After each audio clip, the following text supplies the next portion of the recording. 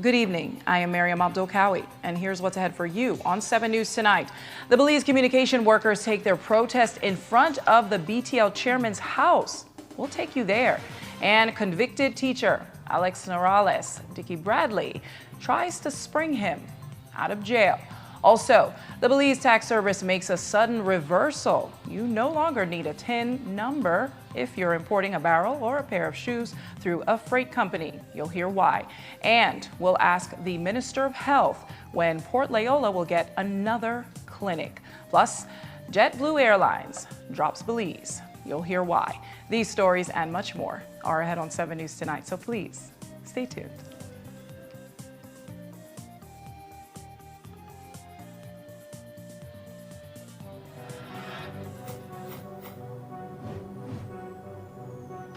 Belize, you're watching the Nation Station, Channel 7.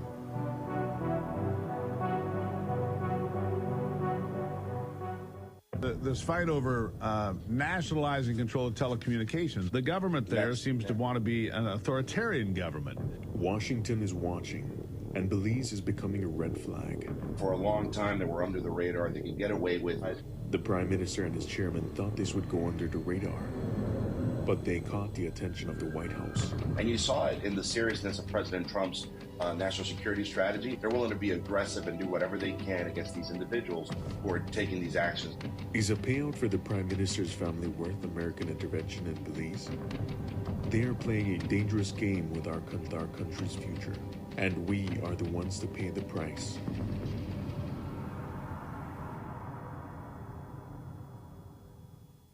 Rotavirus is a leading cause of severe watery diarrhea and vomiting in young children. It can lead to dangerous dehydration and hospital visits. The good news? The rotavirus vaccine is now available countrywide. It is given in drops at 2, 4, and 6 months of age. Protect your child. Visit your nearest health clinic today.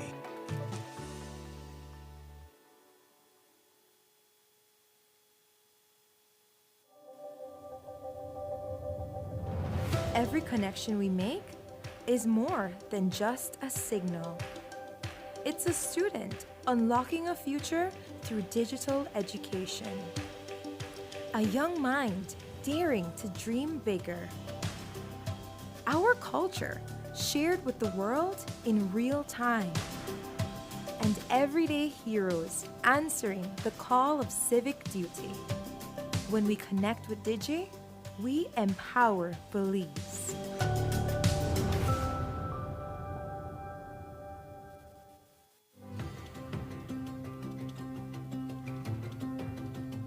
For decades, BEL has powered Belize's growth and progress, lighting homes, energizing industries, and fueling national development.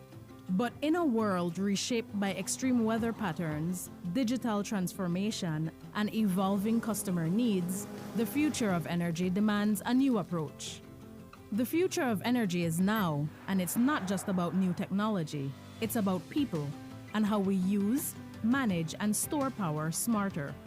BEL is leading the transformation, blending modern advancements with the wisdom of sustainable energy practices. Integrating technologies will redefine how Belize produces and uses energy.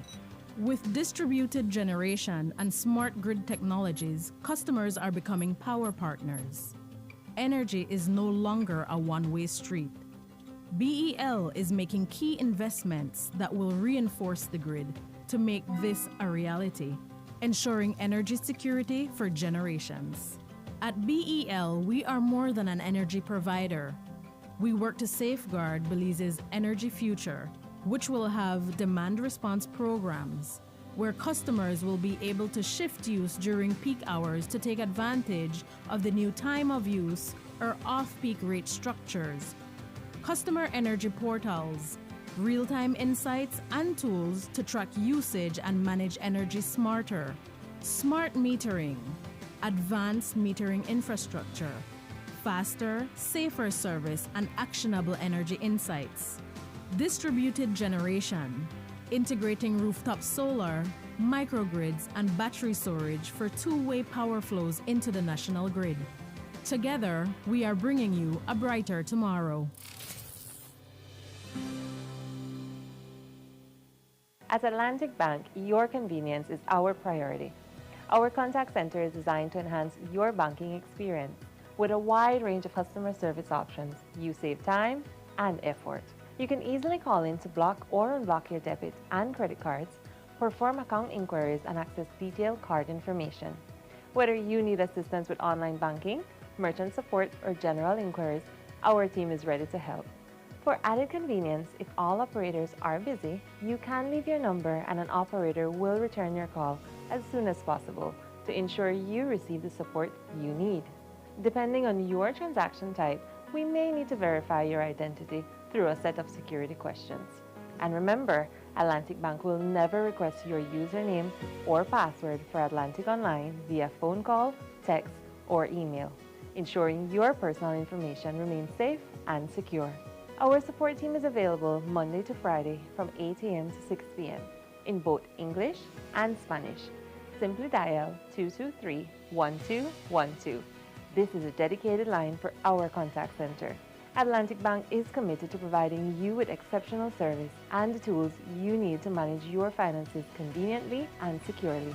Take full advantage of our easy-to-use contact center services today.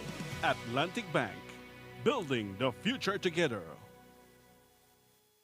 Marriage is an important life event that must be recorded at the Civil Registry Department and Vital Statistics Unit. Only the following persons are authorized to record a marriage: marriage officer, groom or bride, someone authorized by the bride or groom. What documents you'll need to record a marriage within 1 year of that marriage: the bride's and groom's ID, a proof of marriage form, and marriage register issued by the marriage officer. If recording a marriage is on behalf of someone, authorization form is needed and downloadable from the VSU's website. Only the following IDs are accepted: for Belizeans, Social Security card or passport; for foreigners, passport or national ID. The new CRVS, digitally connecting citizens to all vital statistics services. Visit crvs.gov.bz today to record your marriage.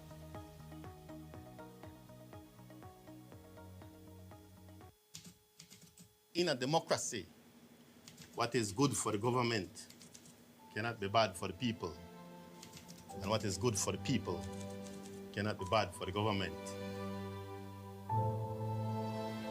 We came a long way. It's like over 16 years that it was basically like 2-3 houses in that area. It was wild. One high bush wild, like jungle. I want to take my lick. Say no water, no light. I tell her no worry about that. We have figured it out. You know, you wonder how long it will take for this to happen. A year ago, you were considered squatters. We made a picado and we came in. I made a teenager. Everybody said it was swamp, it was swamp. When we get in here, it was like gold. Today, you're landowners. Very this that for we, and we proud of this. Now we're claiming our house on the land. We have worked so hard to make this happen for us. This is a beautiful day, folks, because we are taking care of the people who have taken care of us. Because we wouldn't be here today without you.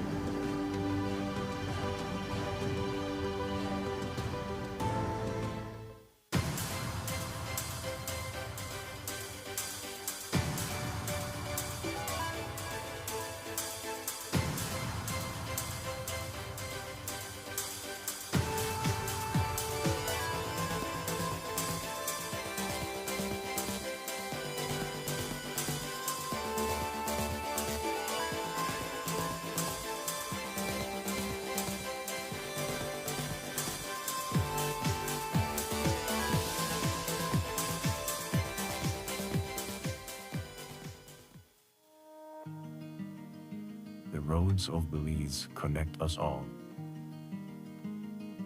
Riders, drivers, families, friends. Every day begins with a little routine and the confidence that life's journeys are protected. From school drop-off through the daily grind and everything in between, each with different roads ahead, yet one common goal: to arrive safely. Atlantic Insurance stands with Belize's riders and motorists with affordable protection, support, and peace of mind for the journey ahead. For the roads we share and the lives we protect, Atlantic Insurance is by your side, ensuring you from life's unexpected. Atlantic Insurance, ensuring you from life's unexpected.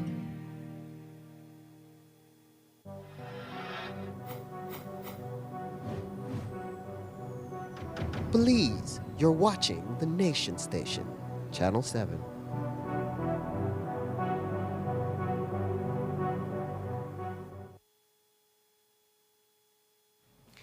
We begin our newscast with our top story. Today, the Belize communication workers for justice turned up the temperature on BTL by picketing in front of the chairman's house.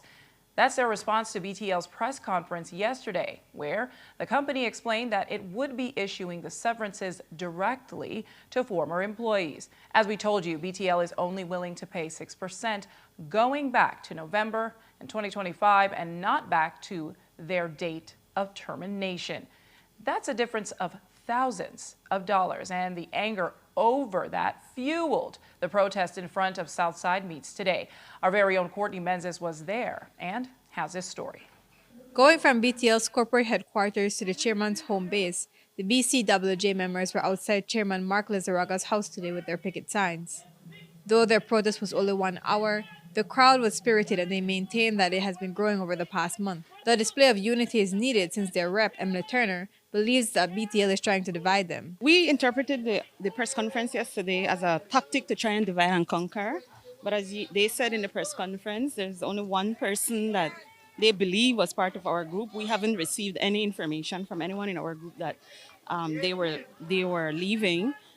We had our meeting last night. We got our mandate. We continue protesting, and we have a strategic plan that we are executing. And now they've written an open letter to the Prime Minister to intervene and allow them to sit in front of the board, not the messengers. We were surprised that the negotiations were closed. I think we did have fallout in the conversations where they could not meet what we were requesting, and but we extended an olive branch and we asked them to ask the board on our behalf to have a meeting with us. And this is something that has happened in the past. For us, we were surprised that the negotiations have ended, and in good spirit and in good faith, we extended an open letter to our Prime Minister, who we know appoints all the board members, and we are hoping and looking forward to him responding to us favorably next week or this weekend when he returns. That group, the messengers that were placed in front there, should give room to the board because they don't know to negotiate. And while they await the PM's response, they believe that yesterday's press conference only worked in their favor. They're basically saying that they're doing you guys a favor.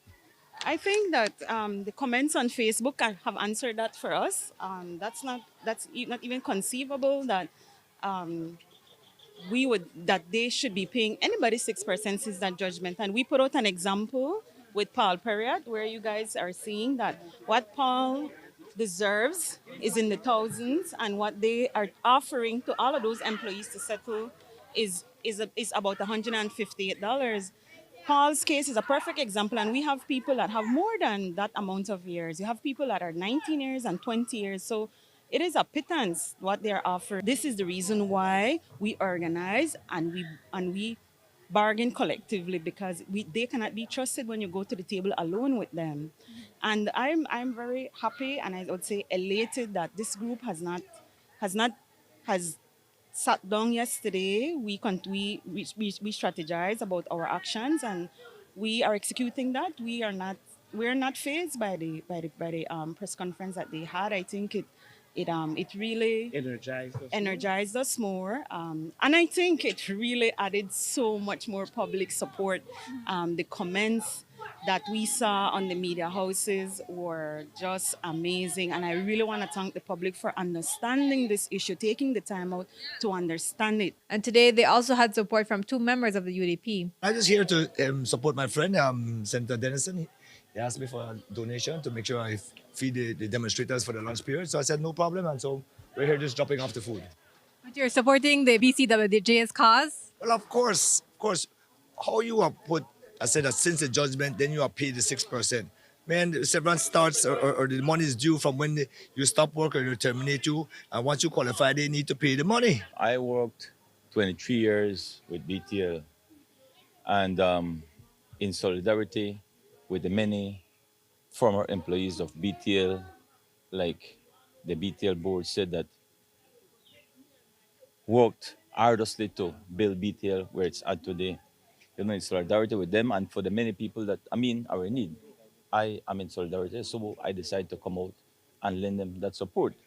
Because at the end of the day, severance is not just a privilege, it is a right, And in that respect, I have been encouraging the former employees to fight for what is right to theirs. That's basic. You believe he should resign? I really am. To be honest, I wouldn't want to answer to that, to be honest. I will just leave it as is. But at the end of the day, let us work by principles. And let us understand that it's because of the poor working people that you are collecting that fat check. So think about the people. And while BTL's offer of paying out severances to former employees directly is still on the table, the BCWJ is advising those who aren't a part of the group not to bite the bait just yet. And I want to share this with former employees, those who are not members of BCJ and those who are members of BCJ. Don't swallow their pill. They want to pull you in. They will take, you see, you have to give them days and advance notice that you're interested in coming to see if you can seek your severance, which they know you're entitled to, and they will determine whether or not you should be paid. But with a group behind you, because they weren't paying anybody after 6 years. They weren't even paying anybody. But after we started kicking up dust, now they all want to come forward and say, oh, we are going to pay. They're making up stories to look good. And we know the devious set of people they are. Are you prepared or are you preparing to go to court? At this time, our mandate is for us to proceed with these protests and some more actions next week. So that's an item on the table, but we have already strategized, and it's right now we're more in these protests, doing the open letters and getting our information out, and we will execute that until we reach a point where we will be making decisions around that. Courtney Menzies, 7 News.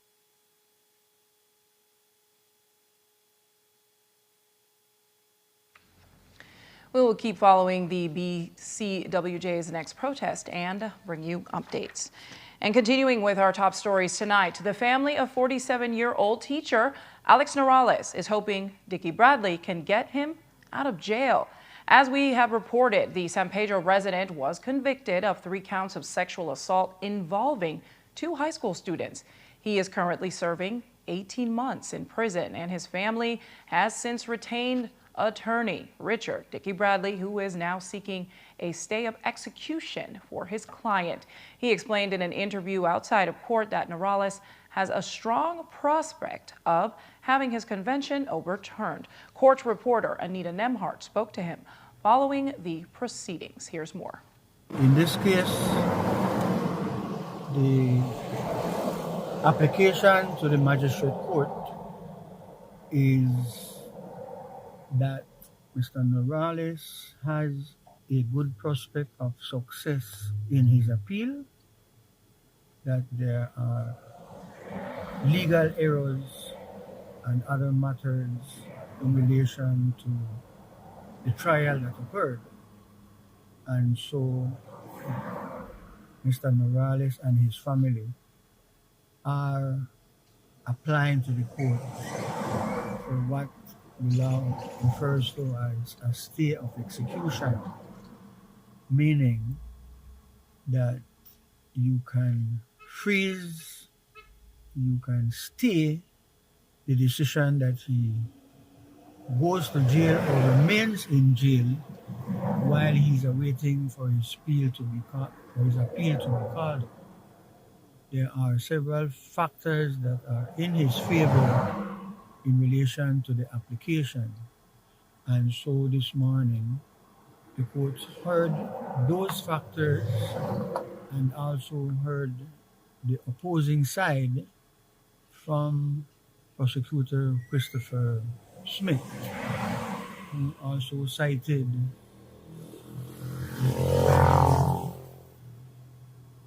high-profile case of the Howie family that had gone all the way to the Court of Appeal, and their appeal was successful in the end. So? Application for the magistrate to consider were several. A little bit of details were provided in regards to the error from a legal perspective. What the law requires that should happen in a magistrate court on hearing evidence, and also several other factors that are very salient in relation to an application of this nature, including the health of the person who is appealing. He has actually had to be submitted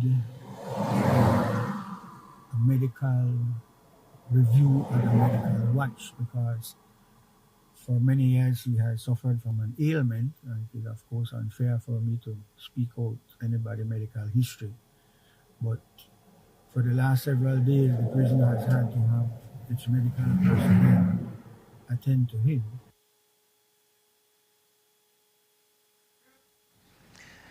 A ruling will be delivered on March 24th, and Morales' family hopes that he will be granted bail due to his ongoing health issues. And we have much more news ahead, including a break for those importing barrels from the U.S. And we'll talk to the Minister of Health about the abandoned Port Loyola Clinic. Stay tuned for more news.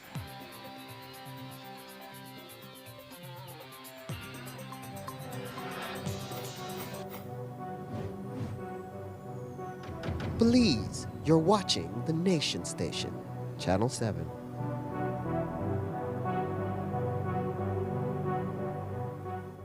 Finally, a postpaid plan for 3 people. Introducing Smart Trio. Why pay for mobile service alone when you can share and save? Get unlimited national calls, texts, plus 100 gigabytes of shared data. And the best part?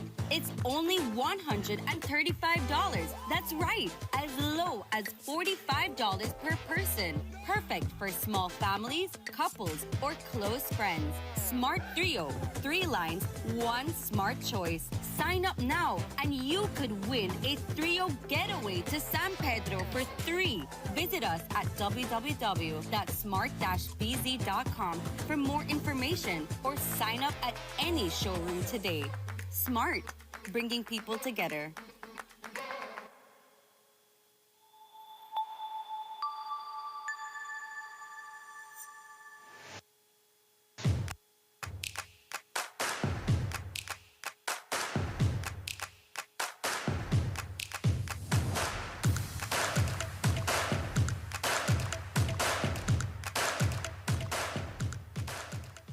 When it happened before, me don't know where that. That not PUP.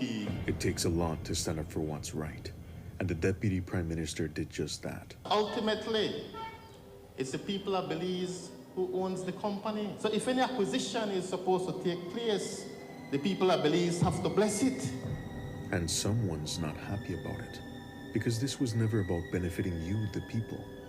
They tried to push an acquisition no one wanted. An acquisition that would only benefit their families, all the while using your company. BTL won't have to take a chill pill, you know. They won't have to shelf it. Cordell for the people, Johnny for himself. En Atlantic Bank, tu comodidad es nuestra prioridad. Nuestro centro de contacto está diseñado para mejorar tu experiencia bancaria. Con una amplia gama de opciones de servicio al cliente, ahorras tiempo y esfuerzo.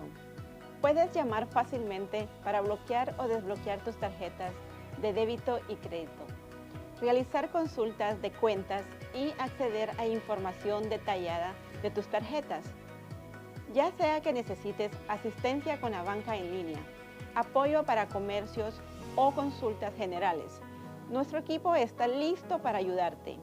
Para mayor comodidad, si todos los operadores están ocupados, puedes dejar tu número y un operador te devolverá la llamada lo antes posible para asegurarse de que recibas el apoyo que necesitas. Para mayor seguridad, es posible que necesitemos verificar tu identidad con un conjunto de preguntas sencillas.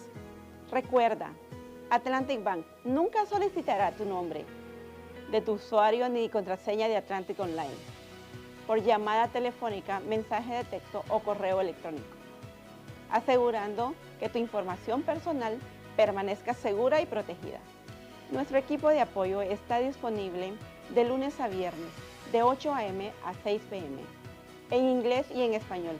Simplemente marca al 223-1212. Esta es la línea dedicada para nuestro centro de contacto. Atlantic Bank se compromete a brindarte un servicio excepcional y las herramientas que necesitas para administrar tus finanzas de manera conveniente y segura. Aprovecha al máximo nuestro servicio del centro de contacto. Atlantic Bank, building the future together. Your time is valuable.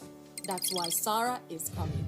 A modern revenue authority built to make managing your taxes simpler, faster, and more convenient than ever before. With SARA, you can expect improved services, from quicker responses to queries to faster processing of your tax refunds. No long waits. Filing or paying your taxes? With SARA, you'll be able to do it securely online at any time, from anywhere, thanks to us placing a greater focus on digital convenience and secure digital records. The SARA will also commit to consistent and fair application of tax laws via a risk-based audit and compliance strategy and increased data-driven reforms. With SARA, most of your tax business will be handled online, saving you time to focus on what matters most: your business, your family, your life. And if you need in-person help, SARA will still have staff ready to assist you at all satellite offices countrywide. SARA, tax services made simpler, faster, and more convenient for you. Nando's Wholesale is the distributor for the full line of Badia spices, including the original complete seasoning, the perfect combination of ingredients and spices prepared to enhance the natural flavor of your favorite foods. Also, cinnamon powder for all your desserts, fruits, and beverages, and as special dishes. All these are available in commercial sizes or restaurant packaging. Nando's products are available at your local retailer or contact us at 222-5000. From Corozal to Toledo, Nando's is proud to be serving Belize as its #1 wholesale distributor for over 35 years.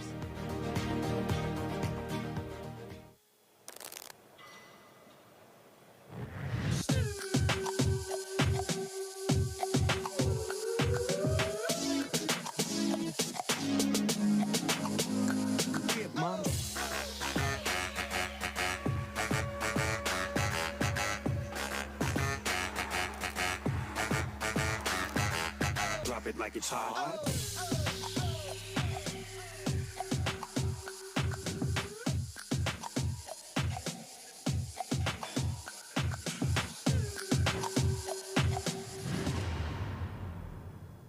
I'm Randall Friesen and I manage Westbell Produce, better known as Granny's Foods. That's our main brand. So we offer high quality grains, beans, rice, and we also offer corn chips made from 100% locally grown corn. We saw a need for high quality locally produced products. A lot of the best products are being exported, and we said, we need to keep some of the best products here in Belize rather than export everything. Atlantic Bank has helped us achieve our goals by providing the financing for us to be able to launch products faster than we would without the financing that they offer. We find that Atlantic Bank is very customer friendly, especially with small and medium-sized businesses.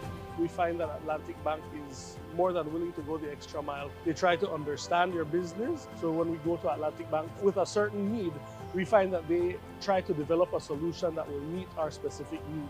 I would encourage any small business owner to go to Atlantic Bank for their financial services. They're very friendly, and just overall, their service is excellent.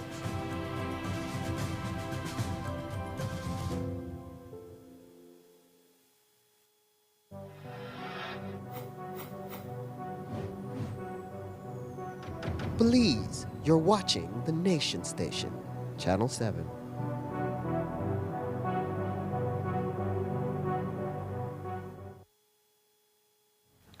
We continue our newscast with another top story. Earlier this year, the Belize Tax Service Department put out a notice saying that all importers, even those bringing in barrels or a pair of shoes, would need a tax identification number known as a TIN to clear their goods. Now, working people have a personal TIN, but a large section of the population does not. So they would have to go and register for a TIN.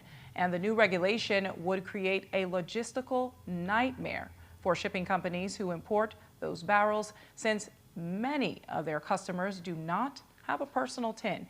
Needless to say, it was an unpopular announcement, and earlier this week, the Customs Brokers Association met with the Customs Department and the Tax Services Department to apprise them of what a nightmare was looming.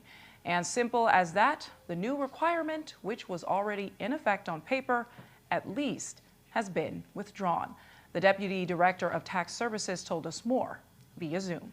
We understand from customs and as well from the custom brokers some of the logistics, the logistics nightmare that such could have caused. And it is whereby that the TIN is strictly for manifested commercial cargo. So VTS will be doing a retraction of this notice that you have there, to then say that it is strictly for manifested commercial cargo. The original wording of the notice might have lent to the conclusion that it involves small personal items you may order, right? Someone may order a pair of shoes, someone may order a small electronic device or something like that. Those will not, the importers of those items will not need a TIN number as stated. That is correct. They won't need to have their TIN uploaded into the Asikuda world. It is only if they are doing a trade or business, and customs would be the one to determine that.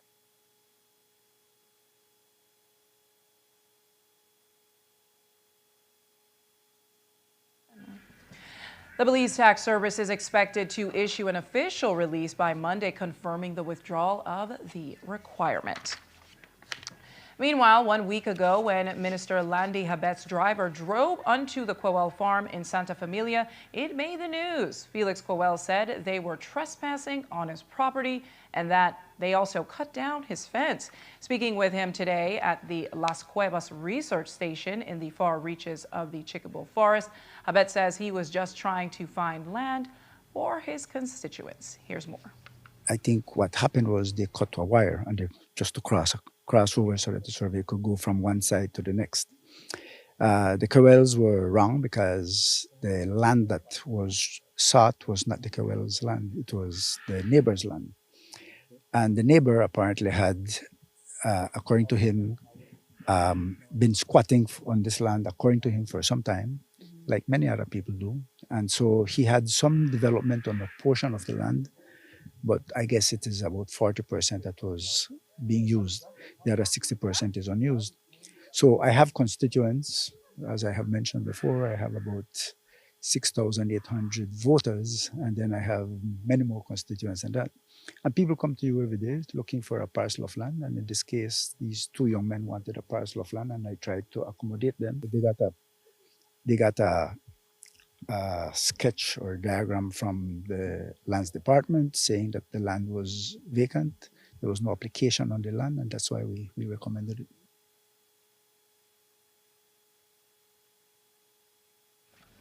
In an earlier interview, Habet said he had scolded his driver for acting wrongly. We also got to ask Habet in person about the land dispute on Maya Ranch in San Antonio, Cayo. As we have reported, it's a case of farmers squatting on a large private estate. They have literally put down roots there, and to uproot them will likely lead to violence. Habet says he will suggest to government that it acquire the property for the farmers. Here's more. From Mr. Julian's side, and he defending the people who have put him in charge of the farm, is that they want to get the people out because it's private land.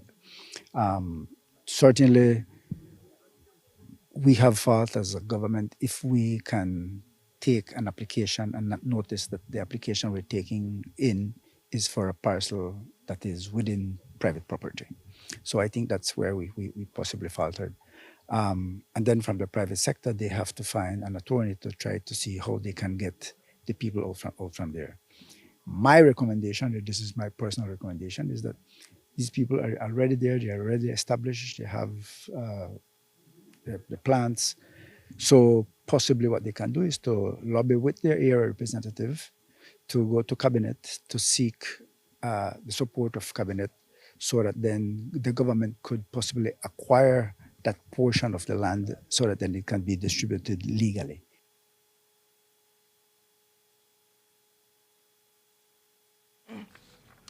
The property manager says he has already written to the government offering them to buy the land. And keeping it on the subject of farms, we asked Tibet about his one, reportedly a few hundred acres in the Valley of Peace area. 7 News has received reports that in 2024, equipment from NEMO and the Forestry Department, like a skid steer, a grader, and a bulldozer, had been seen on his farm working. Well, today we asked Tibet, and he denied it. We know that you're an owner of a farm as well, a developing farm, like you mentioned. Have you ever used government assets in the development of this farm? Never have I used any government assets to develop my farm. My farm is an old farm, so when I bought the farm, it was already developed to a certain extent. I have used my own monies, my savings, my portions of my salaries, and from the proceeds of the sales of the farm of the cattle that I raise on the farm to develop my farm. So we have received reports saying that they were using different equipment, like hard equipment, from the ministry. And so, what would be your response to that? I don't use equipment from the ministry. I don't think the ministry has any equipment. We use from the ministry. We use equipment from the forest department to do infrastructure work in communities. When we got into office in 2020, recall we were moving out from one of the biggest flooding events that we ever had, and so we had inherited basically no equipment from the former government. And so we got whatever resources we had from the Forest Department and the Ministry of Infrastructure Development assisted by putting those equipment to use within the Cairo area. And we also spoke to another minister today here in the city. That's Minister of Health and Wellness, Kevin Bernard. And we asked him about the status of the Port Loyola Clinic, which has fallen into ruin. It was built in 1988 and has now been condemned. The minister said it should start to come down in the next few weeks. Here's more. The building has been condemned. As you are aware, we had to move out from the facility because a lot of other issues, mold and many other things. The infrastructure has gone. It has served its time. And so we have now placed markers and notices on the facility where we are in the process. We had to go through the necessary process. We had to get CBA to write officially to say, yes, we can proceed to condemn and demolish the facility. So what we did was to clear out whatever we had to clear out from the facility. And now I am told that in the next few weeks, we should see the facility coming down. But let me also say that just as what Dr. Musa had reported in the news, that it's not just the Port Loyola facility. Remember, we had that old clinic that used to be right behind KHM. I don't remember what it was used for. That again was a condemned building, and so we have to do the same process for that. However, the commitment remains that we will construct a new clinic at Port Loyola. So we have put that in the new budget to be able to ensure that we can get that facility back up. And of course, we have to go through the whole process again because we have to put out tenders and again, we have to wait until the budget is passed before we can do all of these processes. But I just wanted to highlight that we are doing the processes, following the processes as recommended by the CBA, and that's what the ministry had to take the responsibility to ensure that we do it right. And while the clinic is in its current state it's an eyesore and a dire signal to the community, Bernard blamed the previous government and pitched for a happy ending, but without details on dates or funding. Let me say that it's no fault of this government that these facilities have been there for years. What I can tell you, however, is that while that specific infrastructure has been condemned, the services are still being provided because we have moved over the services to other areas. For example, the mental health unit where I work, we are utilizing a space at the Mental Health Association in their facility where we could continue to provide service. We still have Cleopatra White, we still have the Machan Roberts, where these people are now getting the services. And of course, we would love to want to quickly go back and build that facility. So while there may be the negative out there that will say, oh, but then you have a facility that has been left to run down. I think that it's not just the issue of the infrastructure, and I think it goes across every government. We need to start to ensure that there's proper maintenance plans put in place whenever we construct any building, whether it's in education, whether it's in healthcare, whether it is in housing, whatever. I just want to reiterate to the point, though, that the services, the healthcare services that were provided by that facility for those residents in that area are still being provided in other facilities. So there's no obstacles or no where citizens don't have access to healthcare services. Look at the fact that our NHI services is there. We are rolling out NHI. And so our people in Belize City, especially in the Port Royal area, will continue to benefit from the services in the other facility. And when we get back to build the new facility, we will then be able to provide even much more services for the people there.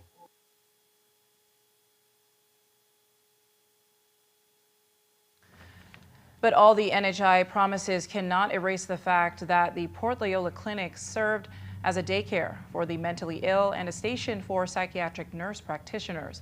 Indeed, the Welcome Center is picking up the slack, but with the crimes by and against mentally ill persons roaming the streets of the city, it's increasingly becoming an area of concern. He acknowledged the need for psychiatric nurses in detail. As you're aware, in Belize on a whole, there's limited psychiatric nurses available. The profession, we have limited staff when it comes to that. And this is both in the private sector and in the public sector. We want to encourage people to take up these subspecialties, and we are encouraging people to take these opportunities. At the same time, the services, as I said, still continue to be provided through the space that we have been given at the Mental Health Association. So while there are issues with a lot of mentally challenged persons in the country, that service is still being provided. And one of the things that I've been very adamant on to the ministry is to make sure that we do not falter on the requisite medication that these patients require. I know that last year we had some issues when it comes to, I think, with the risperidone. I think that's one of the medications some of them use. But we have been able to ensure that we have put enough supplies. Again, because of the demands, because of the forecast that we've seen over the past year, we had to increase the request in terms of the tender, in terms of what number of medication we need and the quantities we need, so that we could supply to, as you know, in healthcare, certain things could fall and certain things demands can rise in some areas. And so we have to always be monitoring the usage and the need for what type of medication, quantity of medication we need for certain purposes. So I just want, again, to say that services is psychiatric care. And one of the things that I can say, though, that the ministry has engaged in several training, including our police, including where we have trained many, have provided training services for the police, for the Coast Guard, and many other persons in that is of service to the Belizean people, to be able to know how to treat and handle patients with mental issues. We also asked Bernard about the future of the Cuban Medical Brigade in Belize. As you probably know, the government of Cuba is under intense pressure from U.S. sanctions, and in our region, the U.S. is pressuring Caribbean nations to terminate agreements with Cuban medical brigades, calling the program forced labor and human trafficking. Well, Bernard discussed the status of the program here in Belize. As far as I know, we still have the Cuban brigades here.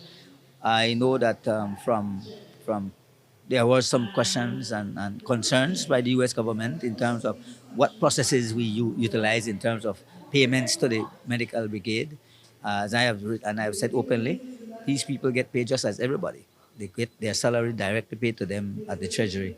And so there's nothing that we pay the government of Cuba. We pay these people directly. And we have made that clear to the U.S. government and persons who have come to ask these questions.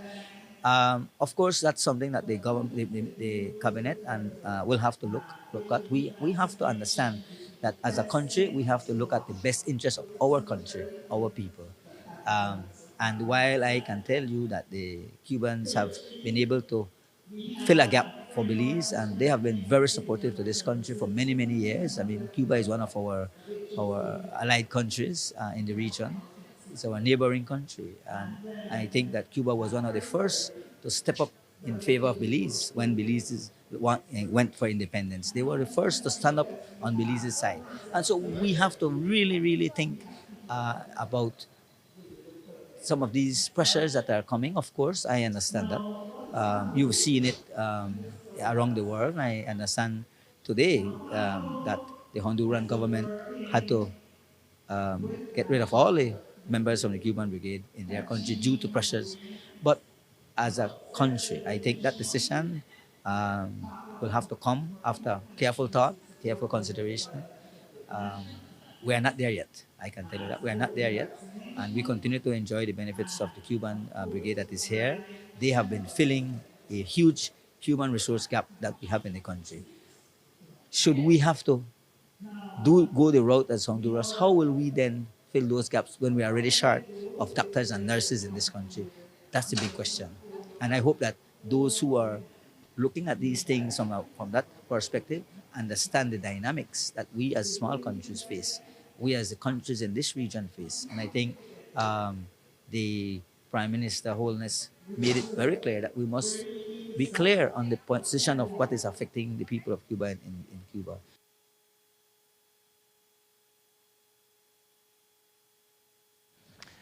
And while that is a story of the Cuban doctors here, what about our students over there? As pressure mounts on the island nation, which is being paralyzed by blackouts and food shortages, the Belizean community is concerned about those medical students studying in Cuba and if anything is being done to assist them. Bernard says that they ensure that constant dialogue is maintained.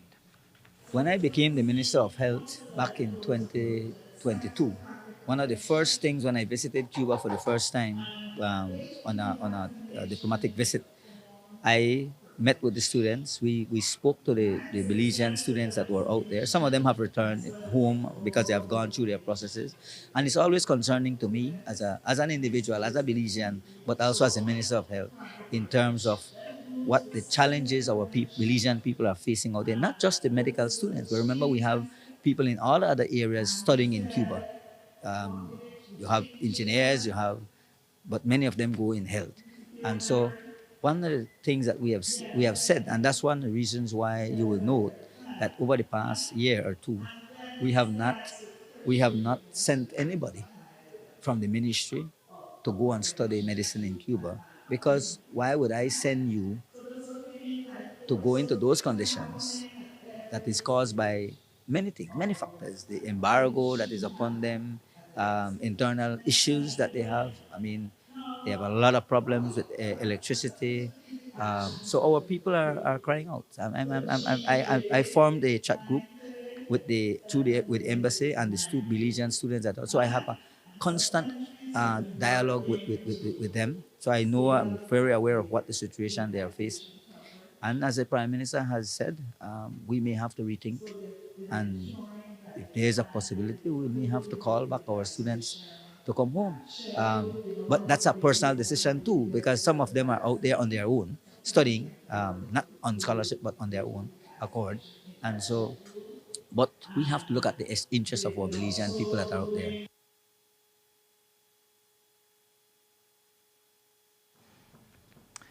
And the woeful state of Cuba was much discussed at this week's CARICOM Heads of Government meeting. Though Cuba is not a member state, it is a Caribbean nation and one which has generously assisted nations across the region. Well, today at the end of the meeting, the heads of government put out a joint statement on Cuba. It says, quote, all parties recognize that there should be efforts to address the growing humanitarian crisis. The current CARICOM chairman discussed it at the closing press conference this morning. All parties recognize that there should be efforts to address the growing humanitarian crisis that's within CARICOM. The Caribbean community, cognizant of its very close relationship with both Cuba and the USA, and mindful of the extent to which the region can be negatively affected, is willing and to participate in any way that will redound to the benefit of the Cuban people while maintaining regional stability. I can go on further to say that the community has taken the decision as well to support humanitarian efforts in Cuba. That I can confirm as well. Could you please tell us what is your position today as far as outside of the humanitarian framework? Will CARICOM assist in some sort of transitional talk as it relates to Cuba? With respect to the matter with Cuba, CARICOM's focus at this time, CARICOM's focus, let me put it that way, is on the humanitarian situation in Cuba. And we are making steps to help to ease those humanitarian efforts, the humanitarian situation in Cuba.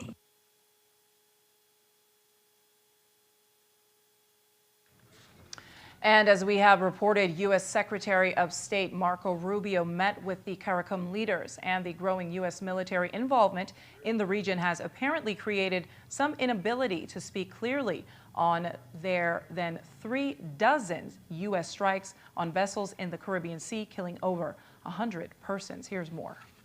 CARICOM at this time, and the necessary investigation, necessary things are being done to ensure what has happened in the Caribbean. And so getting all of that information, it would ensure that the response given can be a complete and comprehensive response with respect to that. I would say that CARICOM by principle respect laws and all international laws. And for a more complete, which just recently took place, I'm sure that St. Lucia, and I know that St. Lucia and other countries that are being questioned have been going through the various investigations, gathering of information to give a more complete and succinct conversation with respect to the matter.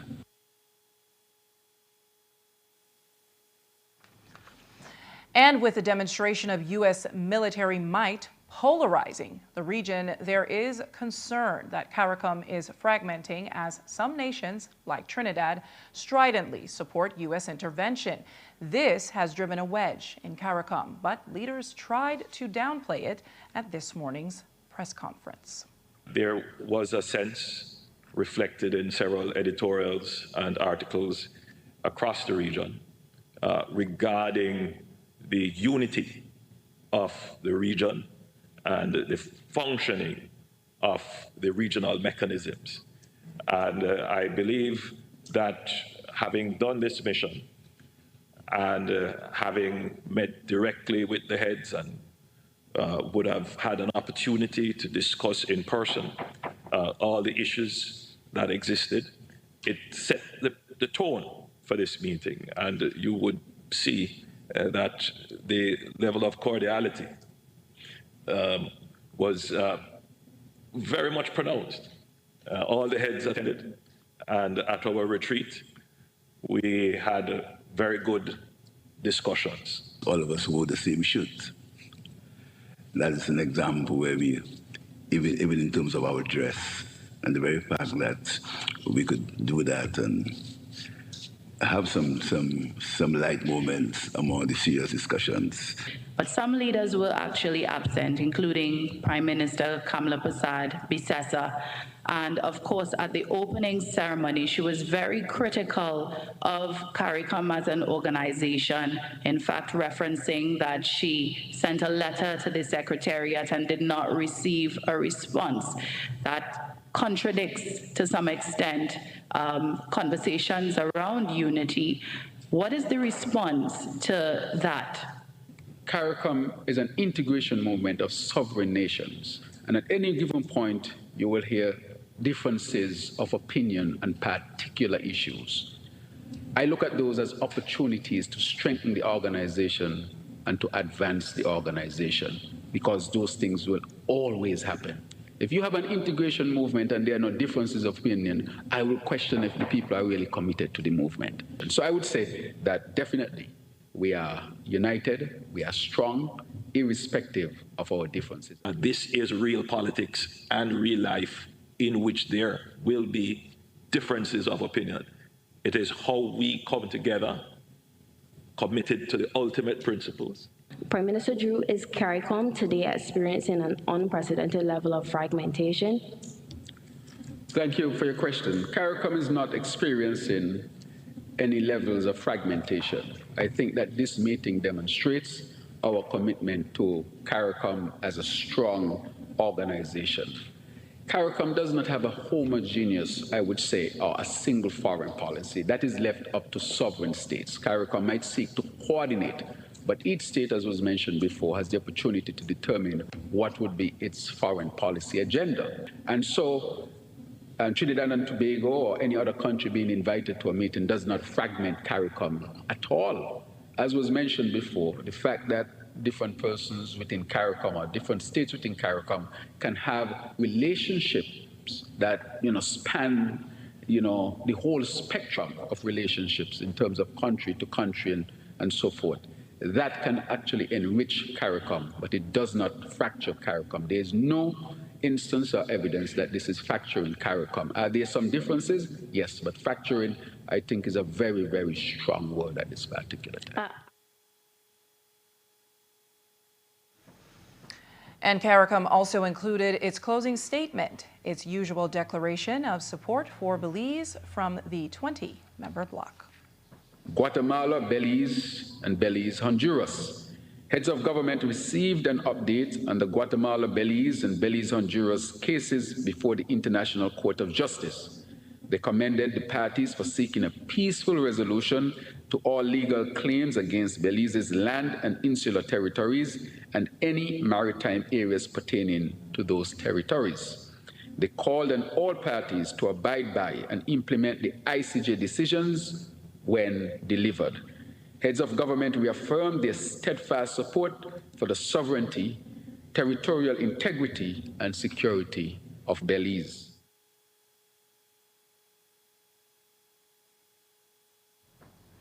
20 of the 21 heads of government attended the meeting in St. Kitts and Nevis, including all of the heads from all the full member nations of CARICOM.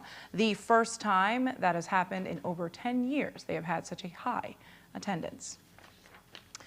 And we take our final break now. When we come back, we'll tell you why JetBlue Airline is dropping its Belize route. And it's Cancer Month. We'll talk to experts about the importance of cervical cancer awareness. Stay tuned for more news.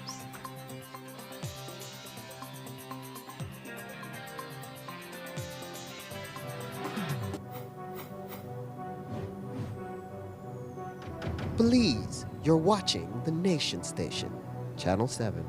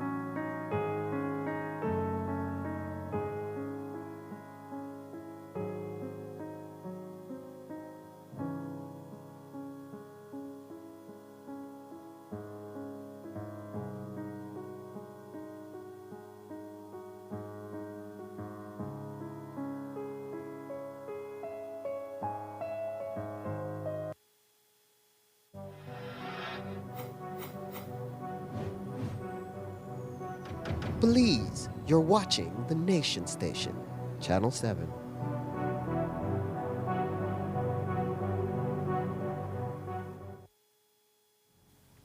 We continue our newscast with our top story. The discount carrier JetBlue first flew to Belize in 2023, and it arrived with much fanfare. But now, a little over 2 years later, the airline is saying no mas.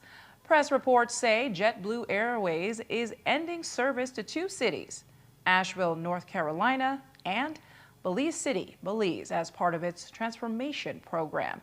It will end service to the Golson International Airport from New York's JFK International Airport on May 21st. A JetBlue spokesperson confirmed. The airline operated 3 weekly flights on Saturdays, Mondays, and Wednesdays year-round. The JetBlue spokesperson said neither ABL nor BZE, quote, met our performance expectations, and the airline would shift resources to, quote, routes where we can sustainably win. It's a big loss in airlift for Belize, but this destination joins 15 other cities cut from the airline's map as part of a restructuring for profitability. The 9 or so Belizean employees of JetBlue are also now jobless. Meanwhile, in other news, the Belize Cancer Society hosted its second cervical cancer forum today in partnership with stakeholders like the Ministry of Health and PAHO. The event featured presentation booths and informative sessions, that is, to discuss Belize's progress and ongoing efforts to eliminate cervical cancer. Jo Marie Lanza reports. Screening can save lives, especially among young women. And that has been one of the focal points on today's Health Forum on cervical cancer. The forum is being hosted by the Belize Cancer Society under the theme United for Elimination, Strengthening Belize's Response to Cervical Cancer. Their president explained more. So this is our second year hosting the Cervical Cancer Forum. For us at the Belize Cancer Society, it is very important to continue to create awareness and educate our public on cervical cancer. Cervical cancer is one of the most treatable cancers in the world.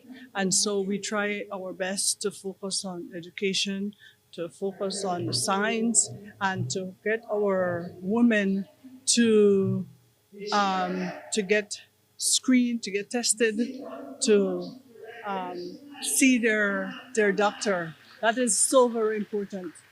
As soon as you see signs, to go see a doctor because it is one of the most treatable cancers. PAHO has this 90-70-90, where 90% of our girls get their vaccination and 90% get treated once it is diagnosed. Last year, we had approximately 78 tests done here at the forum.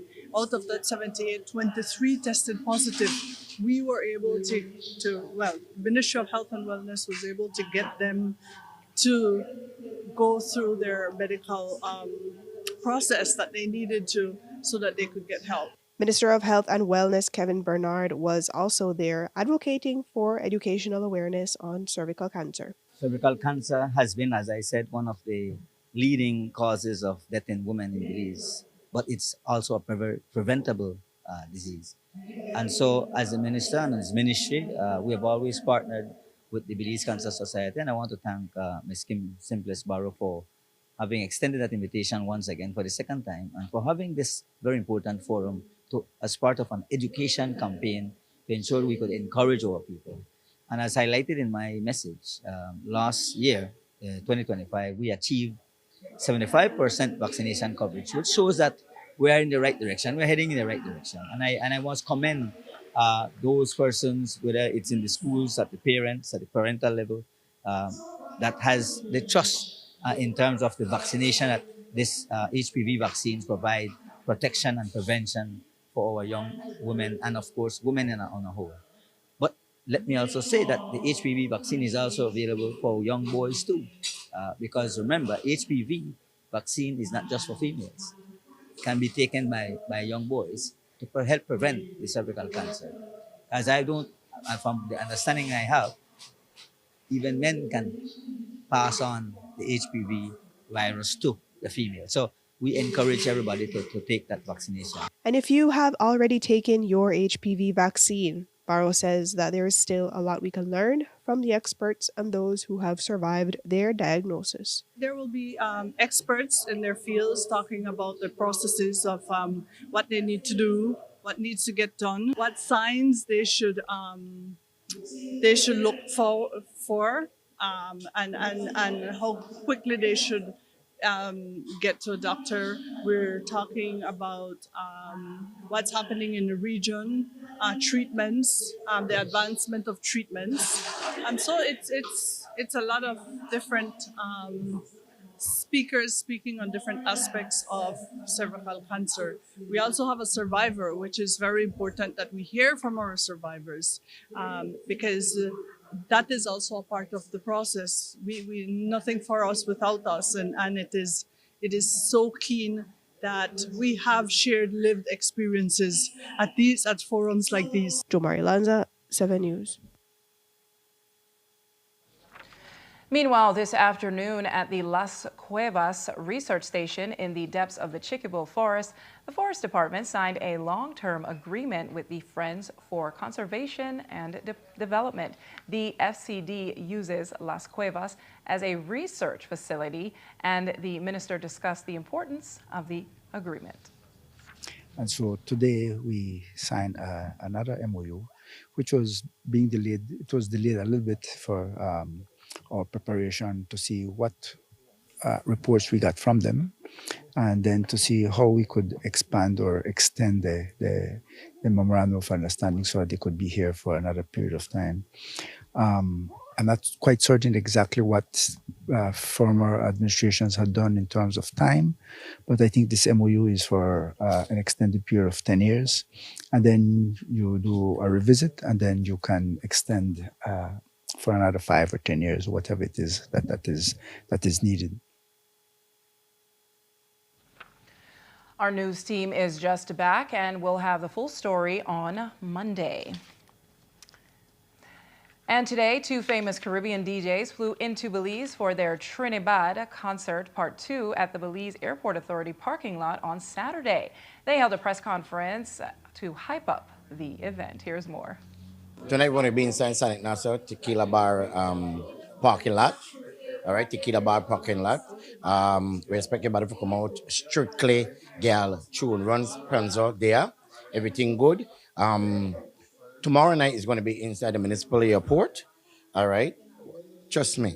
Mad thing, mad thing. Then after that, all will lead to Placencia. All right. So encourage everybody, if you get the tickets going fast. You know, if you guys remember the last one, then this one here, trust me, that double.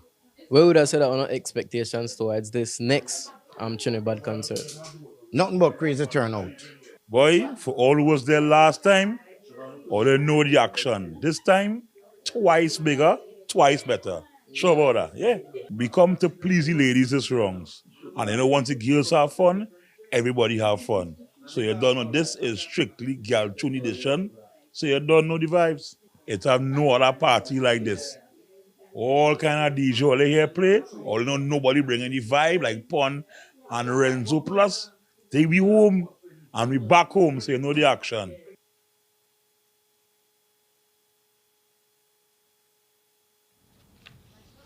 We also asked him about the remarks made by the former Commissioner of Police, Chester Williams, who strongly criticized Trinidad in June 2024, attributing a spike in gang violence and murders in Belize City to their influence. But taking the high road, Trinidad said it was just a misunderstanding. Here's more. Well, basically, I think it was a misconception. We never had no agreement. We never had no conversation. It was just an assumption based on whatever intelligence they got. But we back here and we come to please the ladies. You know? So big up the whole of Bellies, big up Chester, big up all the Bellies girls, strictly girl tune. Bang!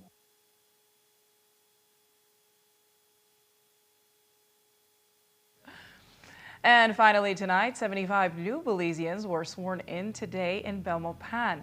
The Ministry of Immigration held a nationality ceremony for them as they took their pledge, swore their allegiance to Belize, and received their nationality certificates.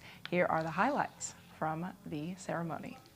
Today, we recognize an important moment in your lives and in the life of this nation.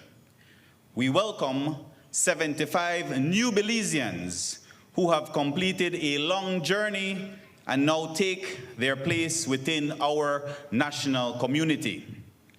Those being sworn in today trace their origins to Honduras, El Salvador, Germany, the United States, Jamaica, Bolivia, Ukraine, Bangladesh, Lebanon, Cuba, Mexico, Canada, and Venezuela. Each journey is personal. Each path is shaped by different circumstances. Today, that physical journey and emotional path merge in this room as you pledge your oath of allegiance to Belize. Across the Americas, human movement continues to shape societies. Current regional estimates indicate that well over 70 million people born in this hemisphere now live outside their country of origin. Many travel northward on long and uncertain routes, seeking work, safety, or stability. Along the way, some encounter a smaller country, measured not by distance, but by connection. Within Belize's 8,867 square miles, some choose to remain, to settle and to build a life grounded in community rather than transit. As Belizeans, we understand regional and global movement because movement is a part of our national story. Kindly stand and raise your right hand and repeat after me. I, say your name, do swear that I will bear true faith and allegiance to Belize and will uphold the Constitution and the laws of Belize, and that I will faithfully and conscientiously contribute to the development of Belize and discharge my duties and responsibilities as a Belizean citizen.